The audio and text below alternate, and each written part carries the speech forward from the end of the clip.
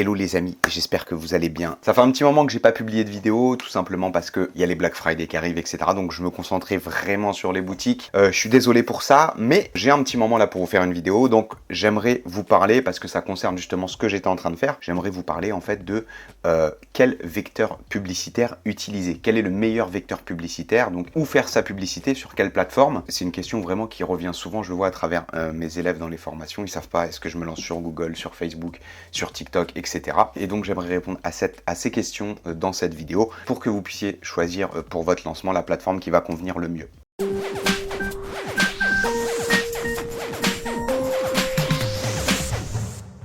Il y a plusieurs critères qui vont rentrer en compte. Le premier critère déjà, c'est qu'il faut prendre une plateforme publicitaire où vous avez les compétences, vous avez les meilleures compétences. Je m'explique. Si vous êtes bon en montage vidéo, en graphisme, vous allez aller utiliser plus facilement Facebook, etc. parce qu'il va falloir faire des montages visuels.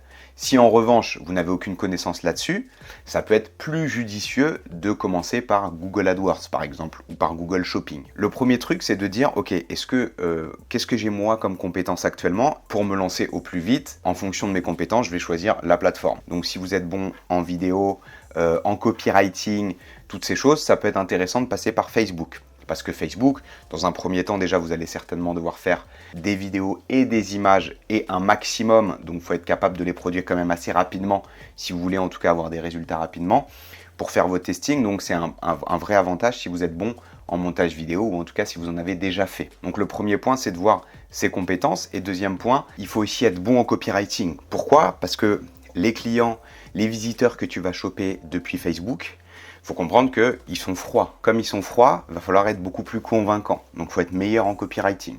À la différence de Google, où les gens ont déjà fait une recherche et tu vas remonter sur une recherche, en fait, en payant. Dans ce deuxième cas, les gens sont déjà plus intéressés par les produits, même si le copywriting reste important. Si tu as des carences en copywriting, ça va être moins pénalisant que sur Facebook. Si tu veux, quand tu vas faire les deux points, c'est que sur Facebook, tu vas devoir être bon visuellement et en vidéo pour faire des belles vidéos et bien accrocher ceux qui voient tes publicités. Et le deuxième point, c'est qu'il va falloir être bon en copywriting et également en graphisme dans ta fiche produit pour vraiment rendre la fiche produit attrayante et le copywriting percutant pour que ça convertisse derrière. Sachant qu'à la base, le visiteur, il n'est pas forcément intéressé par ton produit, donc il ne le recherchait pas dans l'instant en tout cas.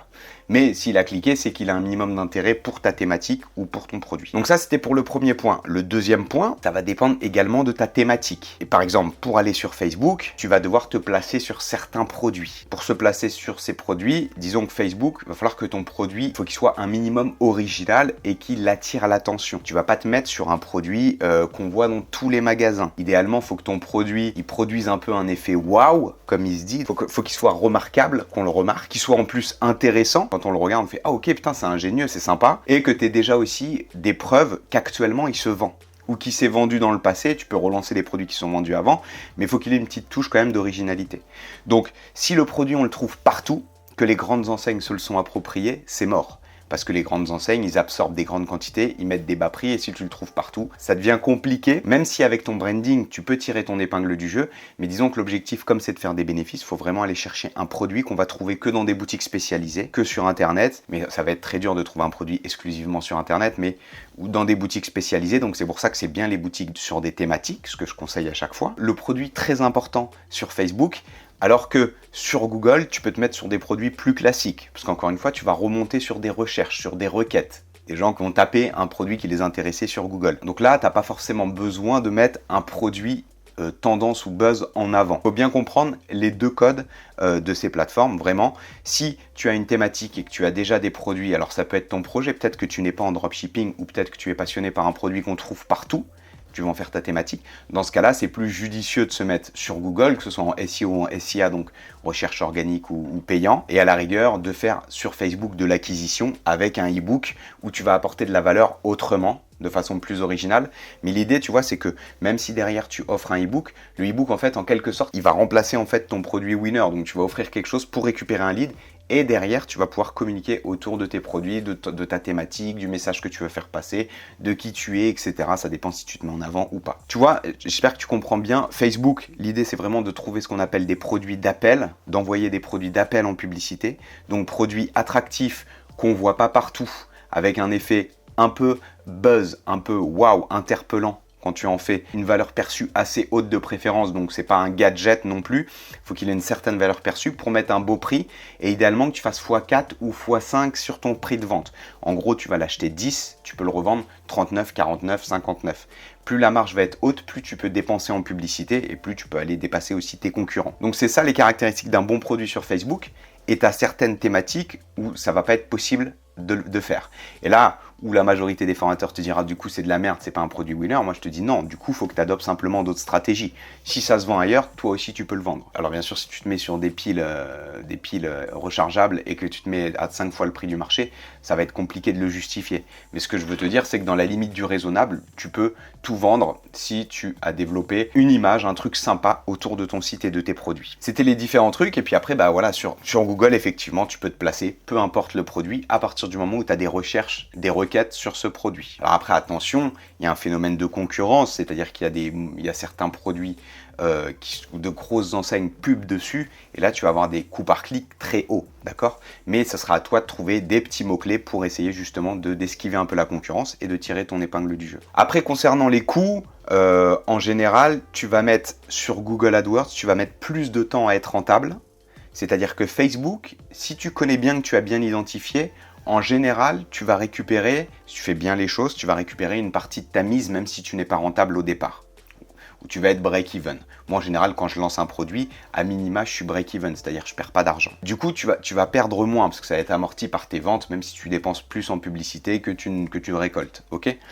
Mais sur Google, ça va être différent parce qu'il va falloir tester pas mal de mots-clés et au début, tu peux dépenser 50, 100, 200, quelques centaines d'euros sans vraiment en ayant très peu de ventes. Ça, encore une fois, Google, ça va être un peu plus long, mais Google, une fois que tes campagnes sont mises en place, c'est pas comme Facebook. Tu es sur de la requête, donc tes campagnes peuvent durer beaucoup plus longtemps et elles sont beaucoup plus stables. Alors que Facebook, ça peut vachement osciller. Entre le jour 15 et le jour 16, tu peux avoir un pic de 50% et tu peux faire plus 150. Donc c'est vraiment, ça oscille vraiment. Et Facebook, disons que les pubs Facebook, même si j'ai certaines pubs qui durent depuis plusieurs années, c'est moins stable que Google AdWords. Ok ? Comprends que sur Facebook, si tu es bon en créative et que ton profil matche plus avec des publicités sur Facebook et que ta thématique te propose des produits qui te permettent de faire ça, c'est tout bénef, part sur Facebook, et que tu as un petit budget pub, part sur Facebook. Si en revanche, tu as des produits un peu plus mainstream, que tu n'as pas de compétences graphiques, alors tu partiras peut-être plus sur Google AdWords en te plaçant sur des mots-clés spécifiques, peut-être des petits mots-clés au départ. Par contre, il va falloir que tu alloues peut-être un peu plus de budget, même si tu peux commencer avec 10-20 euros par jour, hein, mais tu vas commencer avec des plus petits budgets. Et le mieux, de toute façon, à terme, c'est de commencer sur une plateforme et après de lancer les autres plateformes. Faut que ta boutique génère du trafic avec Facebook, Google AdWords, Google Shopping, le SEO, donc Google organique, TikTok si tu peux, Instagram, Pinterest si tu as la possibilité que ta thématique elle est dans quelque chose de très visuel. Donc l'idée c'est d'être multicanal, comme ça si demain tu en as un qui se casse la gueule, qui est plus exploité, si tu te fais bannir un compte, tu as d'autres ressources. Plus ça avec l'emailing, etc., ça peut vraiment faire exploser une boutique et sa rentabilité. Voilà, donc j'espère que ce contenu t'a plu et que ça t'a aidé maintenant à choisir ta plateforme publicitaire pour démarrer. Je t'invite vraiment à t'abonner pour les futurs lives et à t'inscrire. Tu as un challenge de 7 jours en description. Tous les matins pendant 7 jours, je t'envoie une vidéo de formation pour te former. L'objectif, c'est de faire tes premières ventes d'ici 30 jours. Ok ? Si tu pars de zéro, bien entendu. Je te dis à la prochaine vidéo. J'espère que ça t'a plu. C'était Joris. Ciao.